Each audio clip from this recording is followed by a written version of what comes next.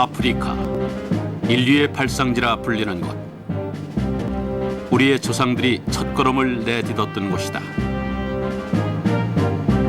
최근 이곳에 거대한 열대 문명이 존재했었다는 사실이 밝혀졌다. 한때 대륙 전체에 세워져 있었던 도시와 왕국은 자취를 감추었고 이제는 흔적조차 찾아볼 수 없다. 이 문명에 무슨 일이 있었던 것일까? 자레드 다이아몬드 교수는 인류 역사의 수수께끼를 풀기 위해 여행을 하고 있다. 뉴기니의 정글에서 시작된 연구는 페루의 눈 덮인 산꼭대기로 이어졌다. 그의 연구는 왜 유럽인들이 세상의 대부분을 정복하게 되었는가를 알아내는 것이다. 다이아몬드 교수는 유럽인들이 승리할 수 있었던 기반이 수천 년 전부터 형성됐으며 특히 지리적인 면에서 유리했다고 주장한다. 유럽인들은 지리적으로 지구상에서 가장 생산성이 높은 곡물과 동물에 접근할 수 있었고 그 덕분에 총과 세균 강철, 즉 인류 정복의 역사에서 가장 중요한 3대 요소를 만들어낼 수 있었다는 것이다. 다이아몬드 교수가 총과 세균 강철이 아프리카로 건너갔을 때 어떤 일이 벌어졌었는지를 알아보기 위해 마지막 여행길에 올랐다. 정복의 3대 요소가 지금도 효력을 발휘하고 있을까? 이번 여행에서 시험대에 오른 것은 다이아몬드 교수의 이론만이 아니었다. 이 여행은 그 또한 시험하고 있었다.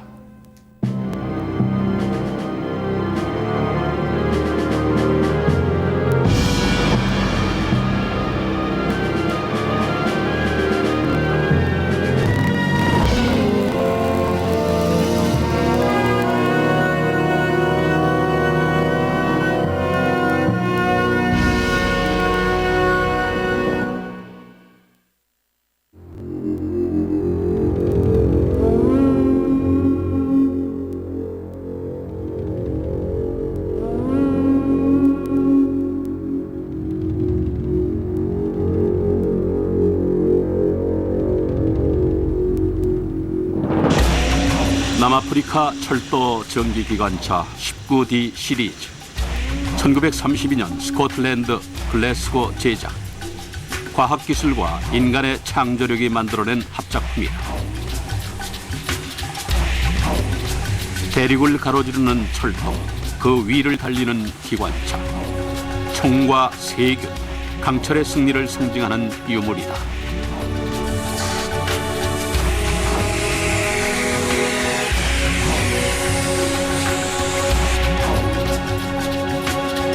이 기관차와 철도가 자레드 다이아몬드를 아프리카의 이야기 속으로 데려갈 것이다. 이 이야기는 야망과 탐욕에 그 뿌리를 두고 있으며 고향을 떠나 세계 정복에 나섰던 유럽 사람들이 그 주인공이다.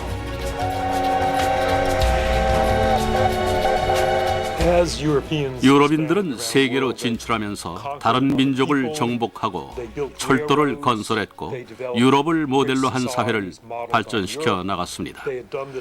북아메리카와 남아메리카, 오스트레일리아에서는 이런 시도가 성공을 거두었죠. 그래서 아프리카도 같을 거라고 생각했습니다.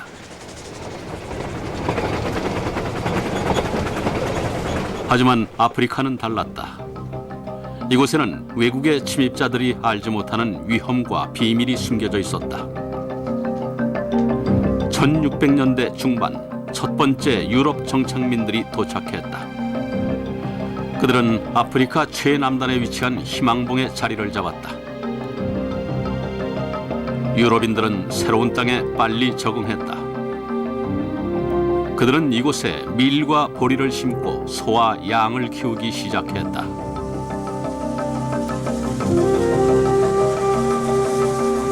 사실 총과 세균, 강철에 대한 저의 이론은 바로 이와 같은 농업에 기반을 두고 있습니다.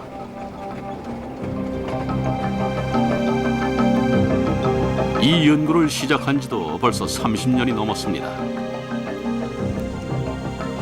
왜 파푸아 뉴기니 사람들은 유럽이나 미국의 사람들과 다르게 살고 있는가라는 의문에서 출발했죠.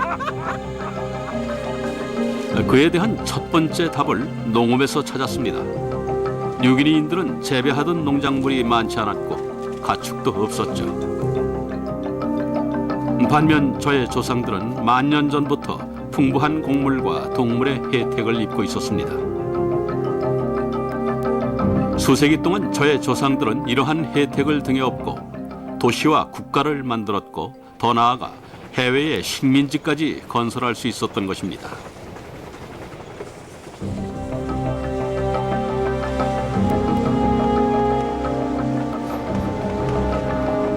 하지만 남아프리카는 유럽에서 8,000km나 떨어져 있었다. 어떻게 정착민들은 이렇게 먼 지역에서 유럽의 농작물과 가축을 키울 수 있었던 것일까? 기술력과 더불어 또다시 운이 작용을 했다. 지리는 이번에도 유럽인들에게 대단히 친절했다. 정착민들이 도착한 곳은 우연하게도 유럽과 유사한 환경을 하고 있었다. 희망봉과 유럽은 적도에서부터의 거리가 같았고 같은 위도상에 놓여 있었다. 이는 서로 반대편에 위치해 있지만 궁극적으로 기온과 기후가 같다는 것을 의미했다. 유럽인들은 이곳에 성공적으로 정착했고 여전히 그들의 후손인 햄피스트 투와 같은 사람들은 이곳에 살면서 그 혜택을 누리고 있다. 두투와 가문이 수세기 동안 살아온 이 땅에 대해 특별한 느낌 같은 게 있습니까? 어렸을 때부터 이 땅에 깊은 애정을 갖고 있었죠. 농사는 우리 가문의 일부였습니다. 농장의 역사가 얼마나 됐습니까? 1683년부터입니다. 첫 번째 정착민들이 희망봉에 도착하고 2년쯤 지나서였지요. 하지만 두투와 가문은 이곳이 빈 땅이 아님을 알고 있었다. 심지어 이날도 농장에서 희망봉의 원래 거주민들이었던 코이산족의 흔적이 발견됐다. 여기 흥미로운 물건이 있네요. 석기시대 유물입니다. 1683년 유럽의 정착민들이 이 땅을 차지하기 전까지는 이 지역 대부분을 코이산족이 점유하고 있었습니다. 이건 그들이 사용했던 도구로 동물의 가죽을 부드럽게 만들 때 껍질을 벗겨냈던 것이었습니다. 멋지네요. 얼마나 손에 잘 맞게 만들어졌는지 보십시오. 그렇군요.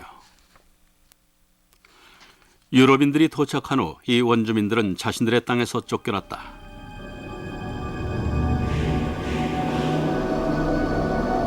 그리고 눈에는 보이지 않지만 더 파괴적인 정복 세력과 마주하게 되었다.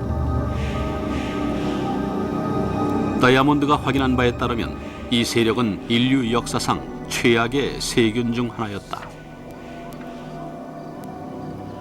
농업의 중요성을 인식하게 되면서 총과 세균, 강철이라는 중요한 발견을 할 수 있었습니다. 가축은 유럽인들이 자각하지 못하는 사이 엄청난 혜택을 제공하고 있었죠.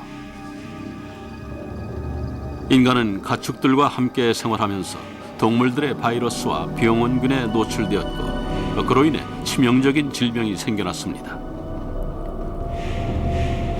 수세기에 걸쳐 이런 세균에 반복적으로 감염되면서 유럽인들은 면역력이 생겼죠. 하지만 유럽인들이 세계로 진출하면서 면역력을 가지지 않은 사람들과 마주치게 되었고 그들에게 치명적인 전염병을 넘기기 시작했습니다.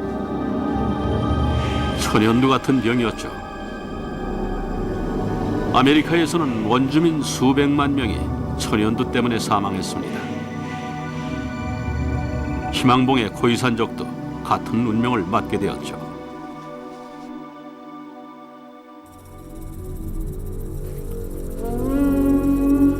유럽 정착민들은 농업과 세균의 도움으로 아프리카 최남단에서 확고한 발판을 구축할 수 있었다. 그리고 그런 확장을 시작했다.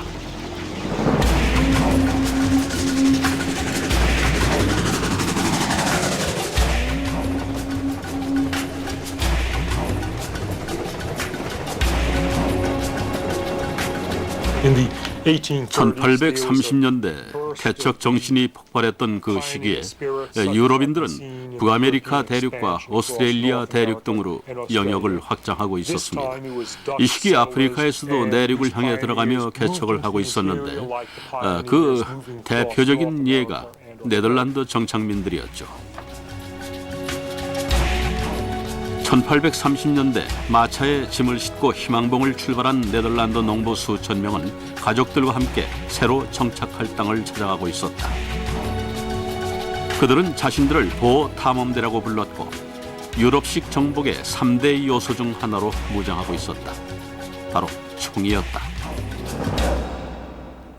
이 전장식 소총은 보호탐험대라면 누구나 한 자루씩 가지고 있었던 대표적인 무기입니다.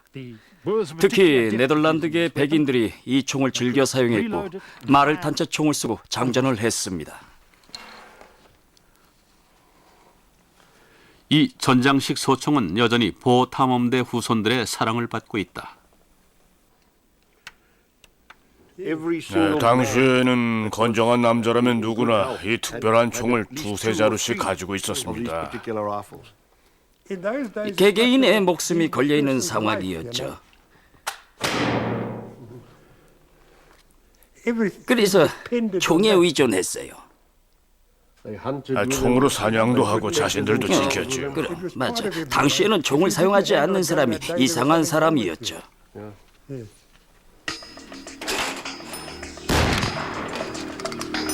유럽인들은 총과 철을 만들어냈고 이 두 가지는 세계 정복 과정에서 놀라운 힘을 발휘하게 된다.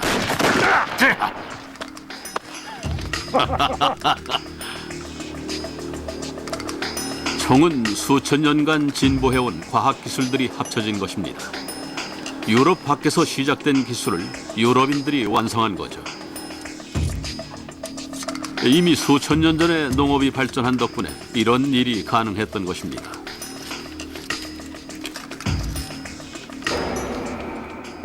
당시 총은 이렇게 말해도 될지 모르겠지만 오늘날의 휴대폰 같았습니다. 외출할 때 휴대폰을 챙기는 것처럼 총을 챙겼었지요. 발사.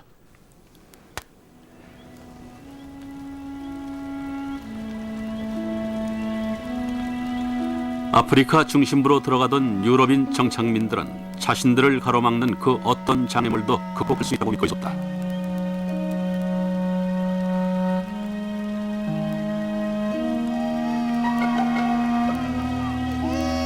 (1838년 2월 17일) 보탐험대는 희망봉에서 1300km 정도 떨어져 있었다.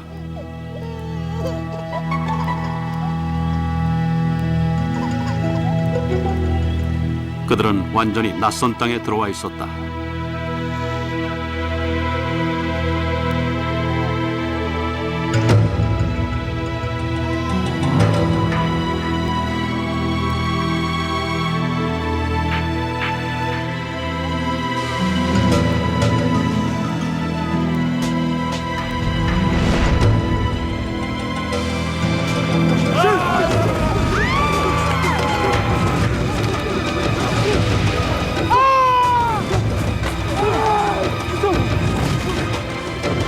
갑자기 어둠 속에서 아프리카 원주민 부대가 나타났다.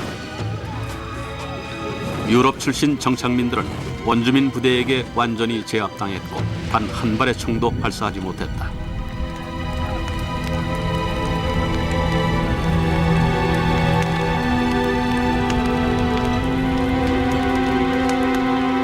몇 시간 만에 거의 300명에 달하는 보호탐험대가 목숨을 잃었다.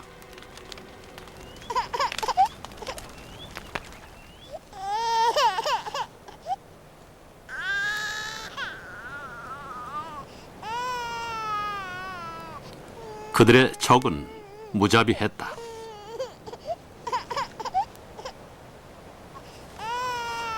남자와 여자, 어린아이를 가리지 않고 모두 죽였다. 누가 유럽인들의 길을 가로막고 이렇게 잔인하고 계획적인 공격을 자행했던 것일까?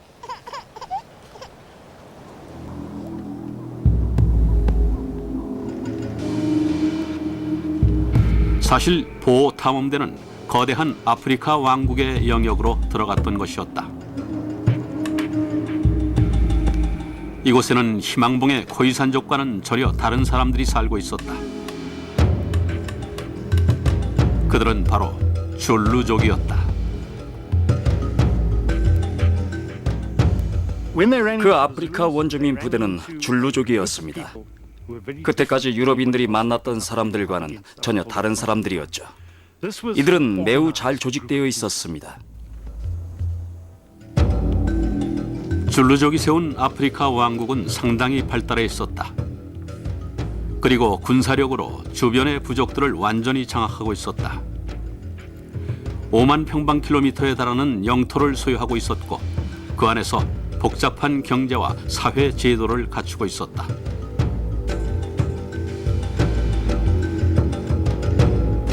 영토 수호에 나선 줄루족의 잔인함은 보호 탐험대가 예상하지 못했던 것이었다. 네덜란드인들이 감당할 수 있는 수준이 아니었죠. 그들은 줄루족의 공격에 준비가 되어 있지 않았습니다. 그들이 맞선 적은 손쉽게 10,000에서 15,000명의 군대를 동원할 수 있었죠. 줄루족은 상대가 누구든 개의치 않았고 두려움을 몰랐습니다. 보호탐험대는 충격에 휩싸였다. 총과 세균, 강철이라는 무적의 부대가 드디어 아프리카에서 호족수를 만나게 된 걸까?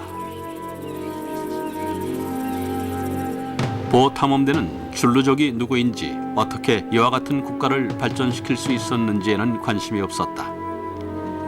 그들은 대결을 원했다. 그들은 마차로 방어막을 치고 흐트러진 병력을 정비한 후 전투 준비를 했다.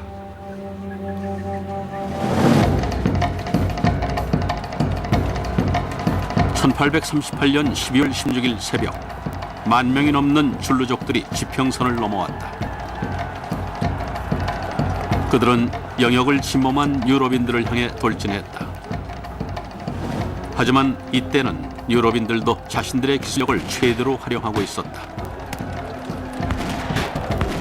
그들은 전장식 소총의 효력을 높이기 위해 계속 재장전을 하며 연속적으로 총발사했다. 총을 발사한 후 그 총을 건네주고 다른 총을 받아서 발사하는 방식이었어요. 5, 6초에 한 총을 쐈지요. 아주 대단한 일이었습니다.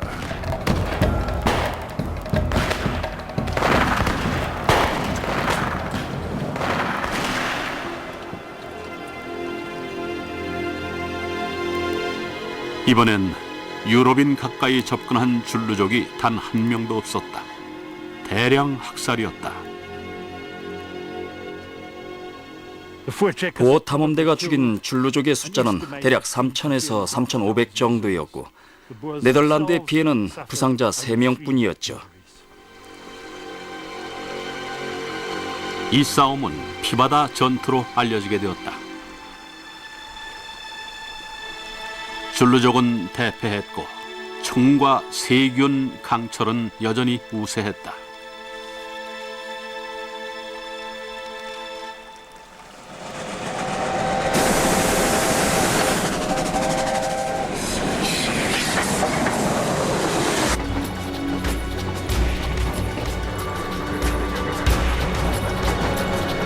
유럽인 정착민들은 줄루족의 땅을 가로질러 계속 나아갔습니다. 과학의 새로운 발명품 덕분에 그들의 행보가 더욱 빨라졌죠.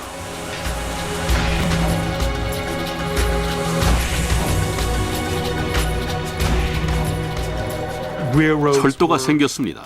철도와 기차가 있으면 많은 사람들과 물자를 더 멀리까지 운반할 수 있었죠. 그래서 유럽인들은 아프리카 내륙으로 들어가며 사람과 물자를 실어 나를 철도를 건설하기 시작했습니다.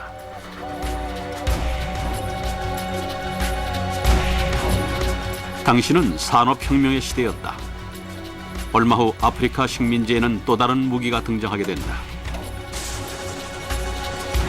그 무기는 단 한 사람이 피바다 전투에서와 같은 화력을 발휘할 수 있는 위력적인 것이었다. 맥심 기관총입니다. 이 무기가 대단하게 평가받은 이유는 그때까지 사용했던 구식 단발총과는 달리 1분에 최대 500발까지 연속적으로 발사할 수 있다는 점 때문이었죠. 이는 단발총을 사용하는 군인 100명의 화력에 버금가는 것이었습니다. 아프리카로 더 깊숙이 들어가면서 유럽인들이 마주친 부족들 중에는 줄루족만큼 호전적인 부족들도 있었다. 하지만 은데벨레족과 같은 원주민들은 세계 최초의 자동 기관총 앞에서 아무런 저항도 하지 못했다.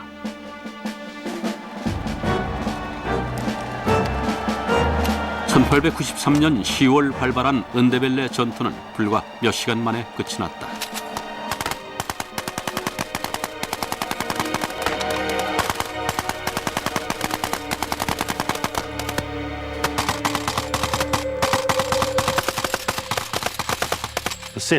유럽인들은 은데벨레 전사들을 거의 전멸시켰습니다.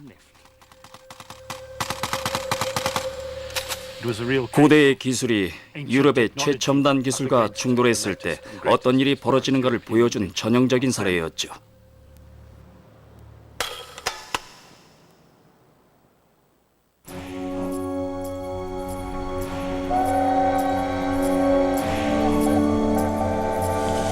새로운 시대가 시작되고 있었습니다. 유럽인들은 아프리카 내륙에 길을 만들었죠. 그들은 아프리카의 부족들을 정복해가며 자신들이 원하는 곳에 정착했습니다. 총과 세균, 강철의 승리였죠. 하지만 유럽의 정착민들은 완전히 새로운 적과 마주치게 됩니다. 그 적은 한때 자신들의 가장 큰 후원자였던 지리였죠.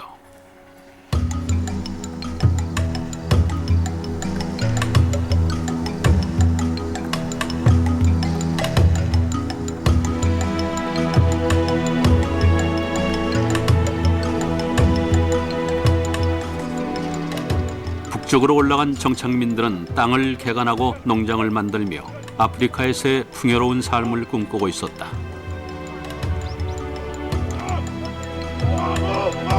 하지만 순식간에 상황이 악화되기 시작했다. 그곳의 땅은 갈아 일굴 수가 없었다.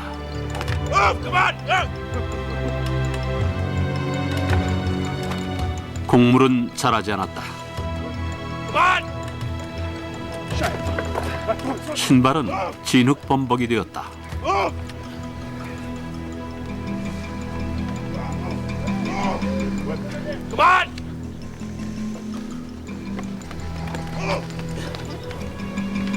그리고 이건 시작에 불과했다.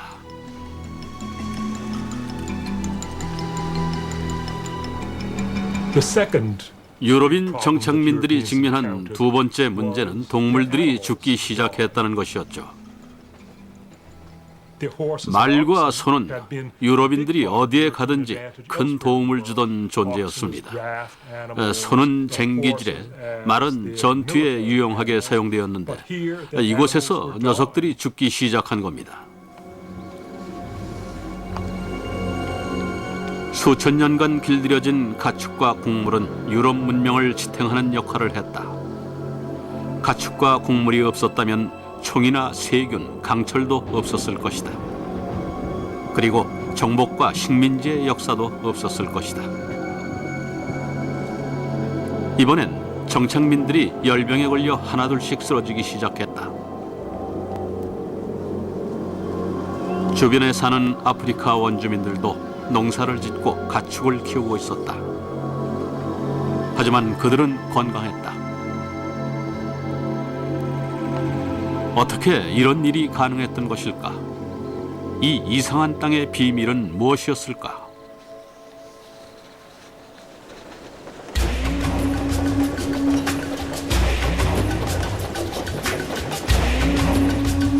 총과 세균 그리고 강철의 배경에는 지리가 있었습니다. 이 지리적 요인 때문에 유럽인들이 실패했던 거죠. 희망봉에서는 유럽의 농작물이 잘 자랐다. 유럽과 같은 위도상에 있어서 환경이 비슷했기 때문이었다. 하지만 아프리카 내륙으로 들어간 정착민들은 계속 북쪽으로 올라가며 적도에 접근하고 있었다. 남이 23도 림포포강 주변에서 그들은 남해 기선이라고 하는 지리적으로 중요한 경계선을 지나게 되었다. 그들은 친숙한 유럽의 기후를 뒤로하고 전혀 다른 세상으로 들어가고 있었던 것이다. 그곳은 열대의 세상이었다.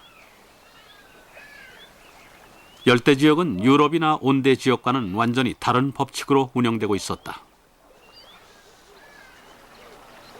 봄, 여름, 가을, 겨울이 있는 유럽이나 북아메리카, 희망봉과는 달리 이곳에는 두 개의 계절만이 존재했다. 건기와 우기였다.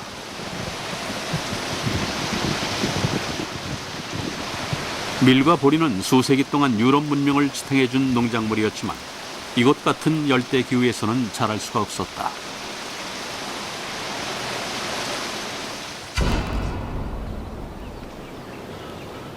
아프리카에 살던 줄루족과 은데벨레족, 그 외의 수많은 부족들은 모두 유럽인들과 마찬가지로 농업에 의존해 살아가고 있었다. 그렇다면 그들은 어떻게 농사에 성공할 수 있었을까?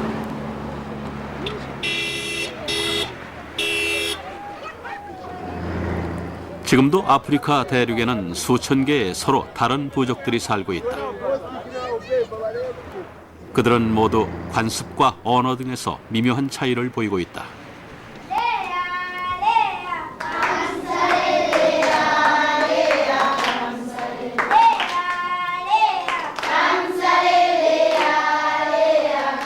이런 다양성 때문에 아프리카인 대부분은 한 가지 이상의 언어를 터득하며 아주 어릴 때부터 이런 기술을 습득했습니다.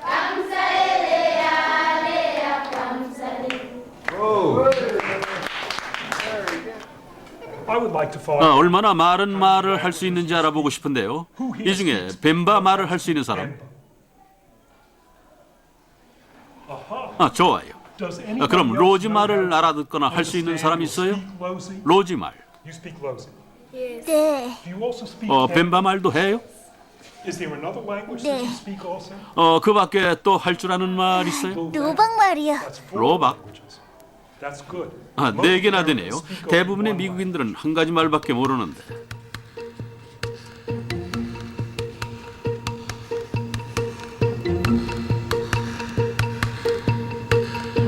이곳에 서로 다른 언어들을 조금만 들어보면 이 말들이 놀라울 정도로 비슷하다는 사실을 발견하게 됩니다.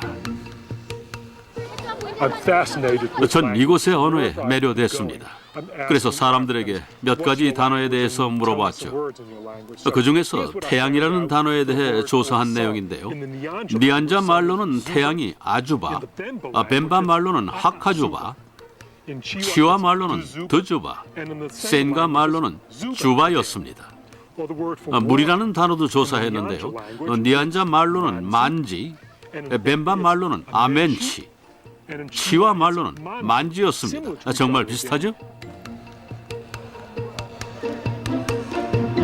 언어의 유사성은 뭘 나타내는 것일까요? 열대 아프리카의 현대어 대부분이 뿌리가 같다는 것입니다. 과거 한 집단에서 사용했던 언어에서 지금과 같은 다양한 언어들이 생겨났다는 사실을 알 수 있습니다.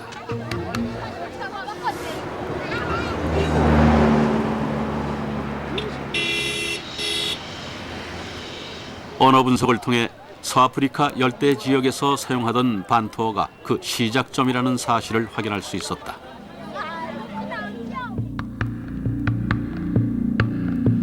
약 5,000년 전 반투어 사용자들이 자신들의 농작물과 동물들을 데리고 아프리카 다른 지역으로 진출하기 시작했다.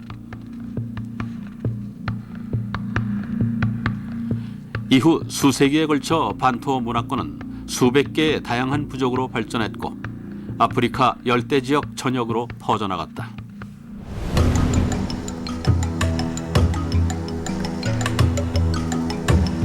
하지만 범아프리카 문명에 대한 진실은 오랜 세월 감추어져 있었다. 알렉스 스커먼 박사는 남아프리카 인종차별의 유산을 바꿔놓으려 하고 있다.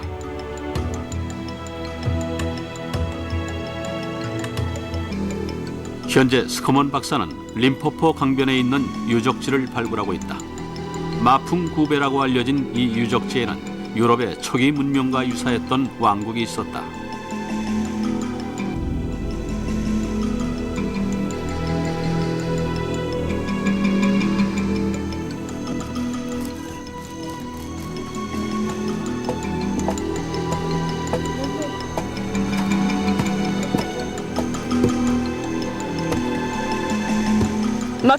마풍구베가 이 거대한 국가의 수도였습니다. 이 언덕에만 약 5천 명이 살고 있었죠. 그리고 주변의 골짜기에 이 도시의 사람들을 위해 식량을 생산하는 사람들이 수천 명이나 살고 있었죠. 이 사람들은 소와 양을 키웠고 수소와 기장을 재배했으며 철을 사용했습니다. 남아프리카에서 독자적으로 발전한 거대하고 뛰어난 문명이었죠.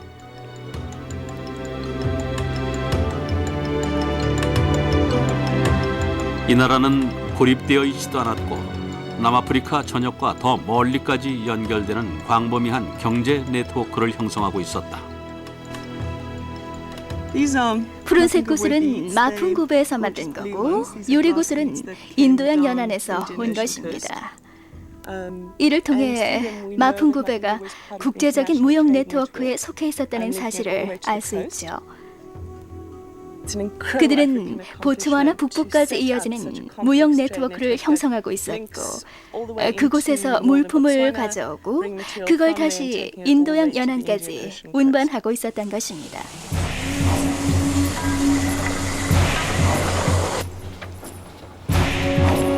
아프리카인들은 유럽 정착민들이 실패했던 농업에서도 성공을 거두고 있었죠. 그들이 개발한 독자적인 농사법이 대륙 전체로 보급되면서 사회의 기반이 만들어졌습니다. 그리고 인도와 같이 먼 지역과도 교역을 하고 있었죠. 하지만 아프리카 열대 문명의 중심지에서는 더 엄청난 일이 벌어지고 있었다.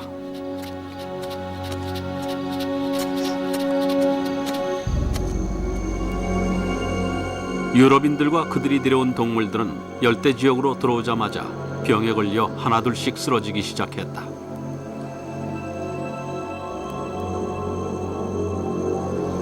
열병이 그들을 괴롭혔다. 반면 아프리카 원주민들은 별다른 이상이 없어 보였다.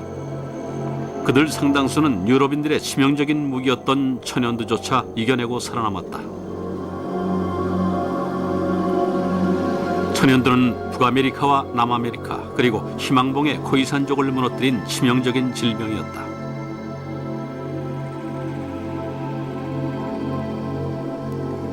어떻게 이런 일이 가능했을까? 다이아몬드는 이 모든 것이 지리에서 비롯되었다고 믿는다. 유럽 출신 사람들과 가축들의 목숨을 앗아간 질병은 열대 지역에만 존재하는 병이었다. 유럽인들은 이 병에 노출된 적이 없었다. 일반적인 정복의 패턴이 역으로 적용되는 순간이었다. 신세계에서는 유럽의 세균이 원주민들의 목숨을 앗아갔습니다. 이번엔 유럽인들이 아프리카에 자생하던 세균에 노출됐습니다. 이제까지처럼 총과 세균, 강철로 무장을 했지만은 세균이 역으로 작용하며 유럽인들을 공격한 거죠.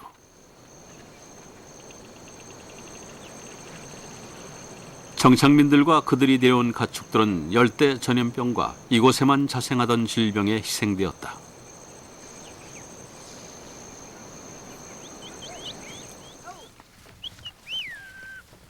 아프리카 소들은 수천 년 동안 열대 세균에 대한 저항력을 키워오고 있었다. 이 소들이 왜 열대 아프리카인들이 희망봉의 코이산족에 비해 쉽게 천연두를 이겨낼 수 있는지에 대한 설명이 될 것이다.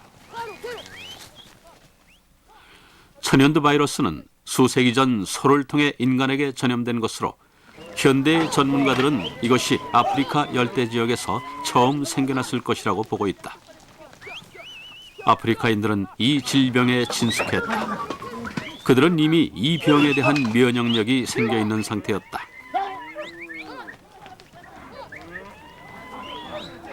그뿐만이 아니다. 아프리카 원주민들은 지구상에서 가장 전염성이 강한 질병의 항체도 가지고 있었다. 말라리아였다. 모기에 의해 발병하는 이 질병이 바로 유럽 정착민들을 고통과 죽음으로 몰아넣은 주범이었다.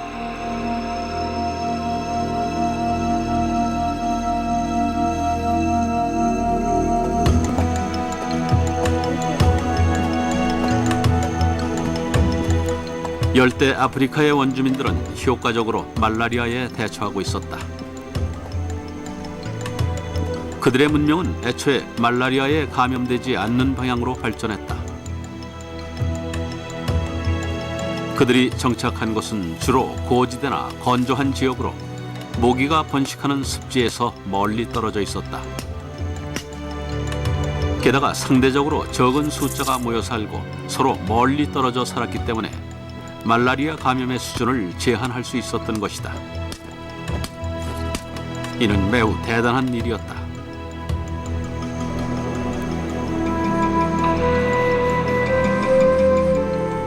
유럽인들은 아프리카의 생활 방식을 이해하지 못하고 있었다. 그들은 물을 사용하기 편한 강가나 호숫가에 집을 지었다. 하지만 그것은 모기의 온상지였다. 그 결과 수천 명이 목숨을 잃었다.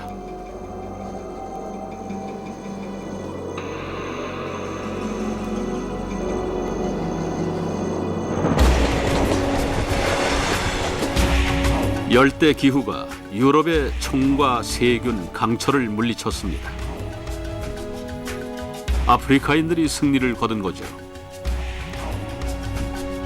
그들은 열대 기후에 맞는 복합적인 문명을 발전시켰습니다. 이 문명은 대륙 전체로 퍼져나갔고 문화의 확산을 가져왔습니다.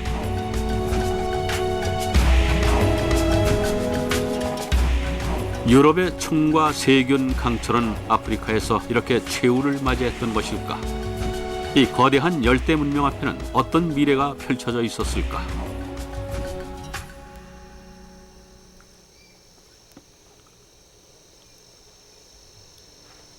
유럽인들은 아프리카에서 적응하는 데 실패했다. 이것은 북아메리카나 남아메리카와는 달랐다. 하지만 아프리카에는 유럽인들을 끌어들이는 중요한 요소가 있었다. 바로 구리와 다이아몬드, 금과 같은 자연 자원이 풍부하다는 것이었다. 유럽의 정복자들과 총, 세균, 강철의 이야기는 이제 완전히 새로운 국면으로 들어서게 된다.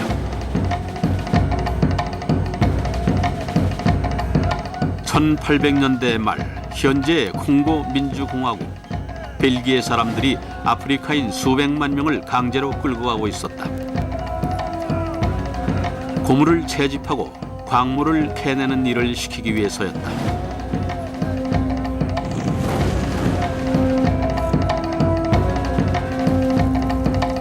아프리카인들의 집과 마을은 불타고 있었다.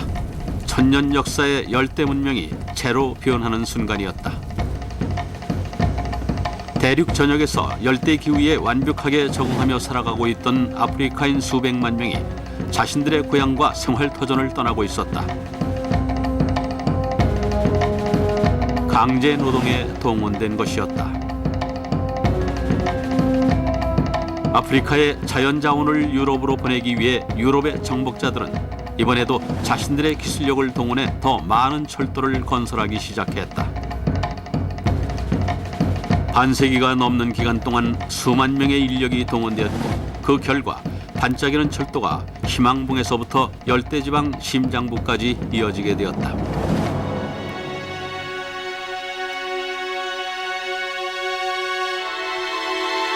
유럽인들이 아프리카의 자원으로 만든 철도. 이 철도는 아프리카 문명의 폐허 위에 놓여진 것이었다.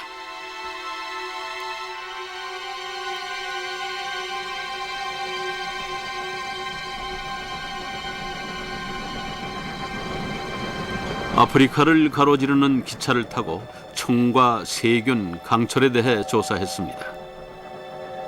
이 기차와 철도는 제2야기의 심장부에 해당합니다.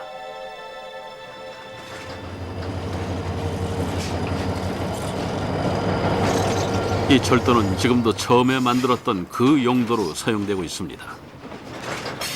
지금도 아프리카 최남단에서 출발해 콩고와 잠비아로 들어와 엄청난 양의 구리와 광물을 실어 나르고 있죠. 아프리카는 더 이상 식민지가 아닙니다. 아프리카의 나라들은 자유국가이며 독립국가죠. 현대 아프리카에서도 총과 세균, 강철에 대한 제1원이 적용될 수 있을까요?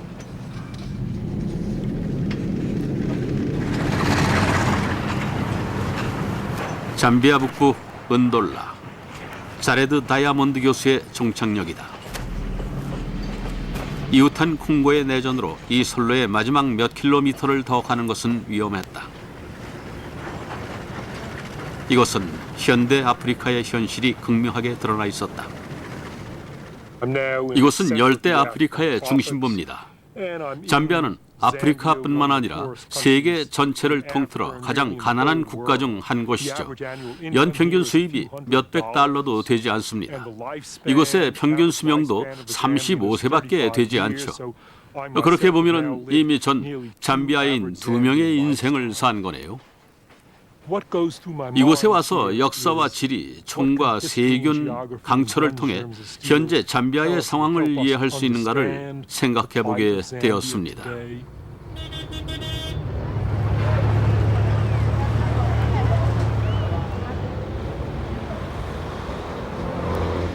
현재 잠비아에서는 한때 이곳에 위대한 토착 문명이 존재했었다는 흔적을 찾아볼 수가 없습니다.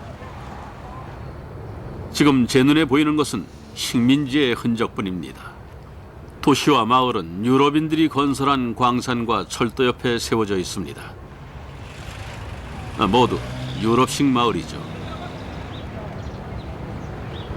이 대륙과 이 민족을 지탱하던 그 위대한 힘은 어떻게 된 걸까요?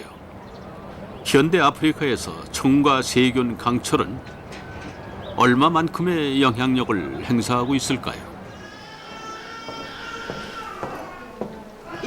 말라리아는 잠비아의 풍토병이죠. 공중보건 분야 1위의 문제입니다. 특히 아이들의 경우를 살펴봤더니 병원과 같은 치료시설을 찾아오는 어린이 외래 환자 45%가 말라리아 환자라는 사실을 확인할 수가 있었습니다. 다이아몬드 교수의 연구 중에서 중요한 부분을 차지했던 세균이 현대 잠비아에서도 영향력을 발휘하고 있었다. 이곳의 가장 심각한 질병은 최근 생겨난 에이즈가 아니라 과거 유럽인들을 쓰러뜨렸던 고대의 풍토병 말라리아였다.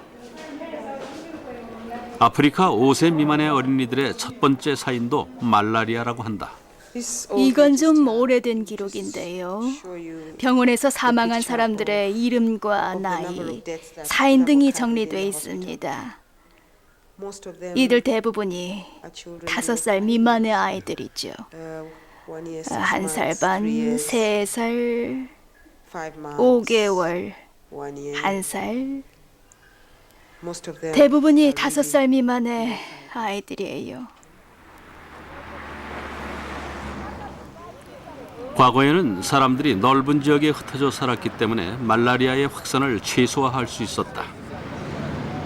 하지만 사람들이 인구 밀도가 높은 도시나 마을에 모여 살게 되면서 전염률이 높아지고 있다. 전염병은 이 나라를 괴롭히고 있는 가장 심각한 문제 중 하나다. 말라리아는 우리나라에 경제적으로 부담을 주고 있습니다. 너무나 많은 아이들이 말라리아로 고통을 받고 있죠. 이 아이들을 보십시오. 이 엄마들은 생산적인 일을 하고 있을 수도 있었습니다. 이것만 봐도 얼마나 이 나라의 생산성에 지장을 주고 있는지 알 수 있지요. 저명한 경제학자들이 추산한 바에 따르면 지난 반세기 동안 매년 아프리카의 경제 성장률 마이너스 1%는 말라리아로 인한 것이었다고 합니다. 과거 수천 년 동안 발달되어 온 아프리카인들의 면역력과 항체는 이제 더 이상 예전과 같은 힘을 발휘하지 못하고 있다. 계속 변종이 생겨나고 있고 그로 인해 치료약들도 효력이 떨어져가고 있다.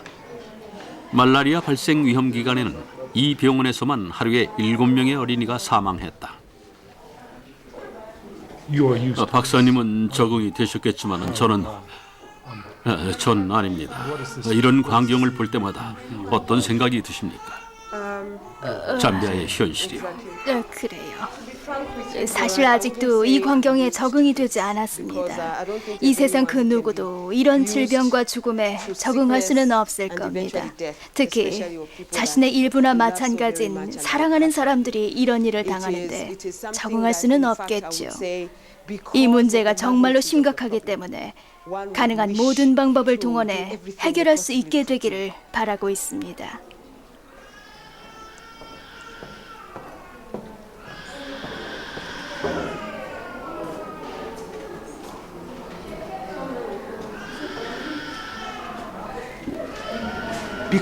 사실 이 문제는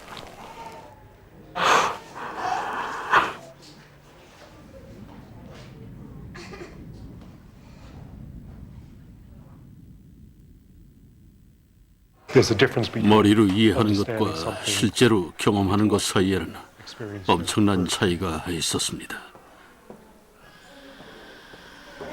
전 책에서 세균이 역사적으로 중요한 3대 요소 중 하나였다고 담담하게 기술했습니다. 하지만 실제로 세균이 기승을 부리고 있는 이 지역에 오니까 좀 힘드네요.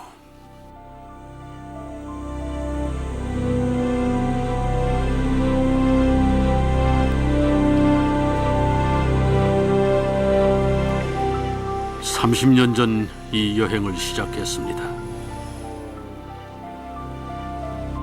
세상을 지배하는 불평등의 기원을 알아내기 위한 여행이었죠. 저의 이야기는 문명이 시작하는 단계까지 거슬러 올라갔고 지리적 요인에서 그 답을 찾았습니다.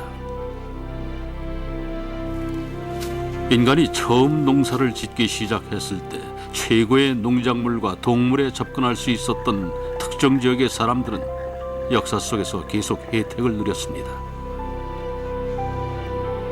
유럽인들은 총과 철을 완성했죠. 그리고 치명적인 세균까지 만들어냈습니다. 그들은 이것들을 도구로 세계 정복에 나섰고 엄청난 부를 축적할 수 있었습니다. 저의 결론은 지리와 총, 세균, 철이 우리의 역사를 만든 가장 강력한 요소였다는 겁니다. 잠비아에서는 여전히 이 요소들이 힘을 발휘하고 있습니다. 열대 병원군이 나라 전체를 뒤덮고 국민들을 가난으로 내몰고 있죠.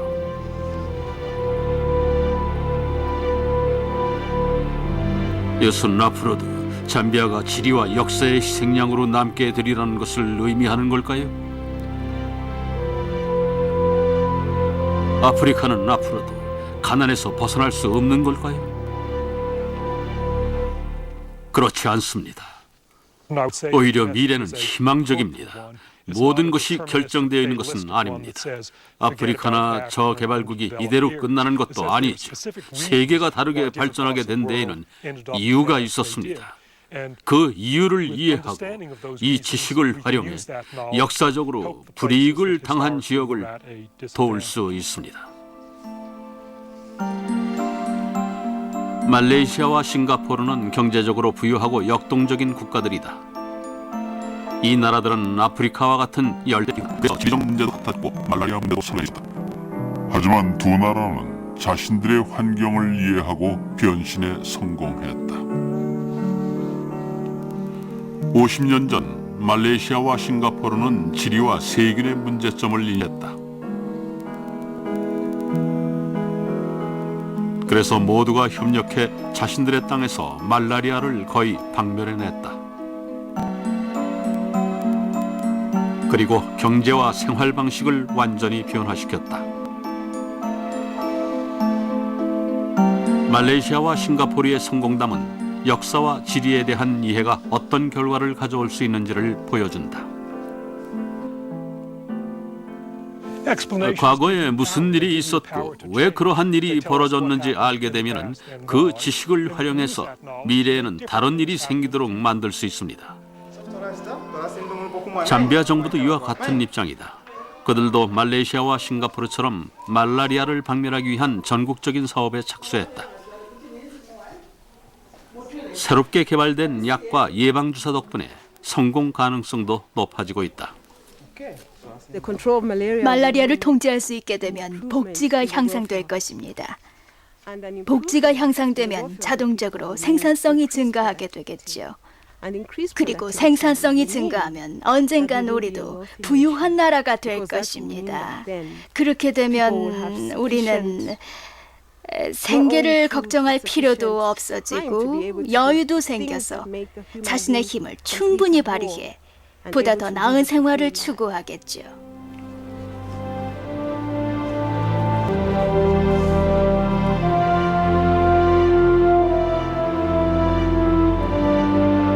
자레드 다이아몬드의 연구를 통해 인류 역사의 중요한 요소를 이해할 수 있었다.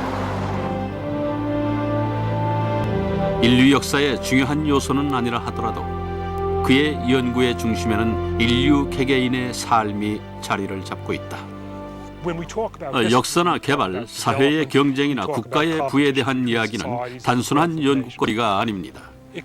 이곳 아프리카에서는 사람들이 그 문제에 직면해 있습니다.